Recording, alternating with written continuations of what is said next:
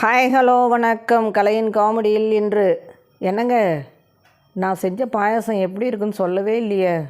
சூப்பர்மா, கொஞ்சம் இருங்க, இன்னொரு டம்ளர் எடுத்துகிட்டு வரேன்.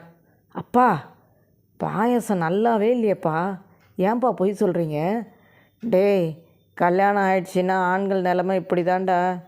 நல்லா இல்லைன்னு சொன்னால் சண்டைக்கு வருவாங்க, நல்லா இருக்குன்னு சொன்னால் இன்னொரு தரம் கொடுப்பாங்க. இதுதான் வாழ்க்கை. ஹலோ, இபி ஆஃபீஸா சார்? ஆமாங்க சார். எங்கள் ஏரியாவில் கொஞ்சம் கரண்ட் கட் பண்ணி விடுறீங்களா? ஏன் சார்? எவ்வளோ போத்துனாலும் ரொம்ப குளிருது, ஃபேனை ஆஃப் பண்ணாமல் படுத்துட்டேன். ஏங்க, உங்களுக்கு ஒன்று தெரியுமா? நம்ம பக்கத்து வீட்டு சூர்யாவுக்கு அவங்க புருஷன் தினம் முத்தம் கொடுக்குறாராம். உங்களுக்கு என்றைக்காவது அப்படி தோணியிருக்கா? எனக்கும் நிறைய நாள் தோணியிருக்கு. என்ன பண்ணுறது, அவள் புருஷன் கூடவே இருக்கானே.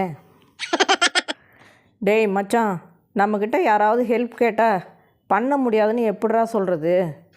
பார்க்குறேன், ட்ரை பண்ணுறேன், அப்புறமா பண்ணுறேன், கேட்டு சொல்கிறேன் அப்படின்னு சொல்லு, அவங்களே புரிஞ்சுப்பாங்க. டேய், இந்த கூகுளில் இருந்து எல்லாத்தையும் தெரிஞ்சுக்கலான்னு சொன்னேன், ஆனால் என்ன பிரயோஜனம்? ஒரு யூஸும் இல்லை. ஏண்டா, என்னாச்சு?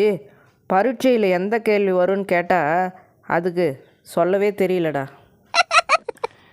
ஏண்டி இப்படி என்னை தினம் தொல்லை பண்ணுறேன்? திடீர்னு ஒரு நாள் நான் இல்லாமல் போயிட்டா என்ன பண்ணுவேன்?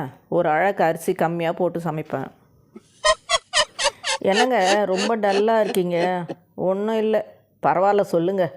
ஒன்றும் இல்லை, சின்ன வயசில் நினச்சேன் நான் பெரியவனாகி கஷ்டப்படுறவங்களுக்கெல்லாம் உதவி செய்யணும்னு. ஆனால் இப்போ தான் புரிஞ்சுது, அந்த கஷ்டப்படுறவனே நான் தான்.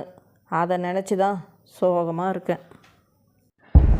சைக்கிள் கிளம்பும்போது சைக்கிள் ஸ்டாண்டும் கூடவே போகுது, ஆனால் பஸ்ஸு கிளம்புனா பஸ் ஸ்டாண்டு அங்கேயே நிற்கிது. அட ஆமாம்ல, சிரிச்சுட்டே இருந்தேன், சந்தோஷமாக இருக்க. மீண்டும் சந்திப்போம். நன்றி, வணக்கம்.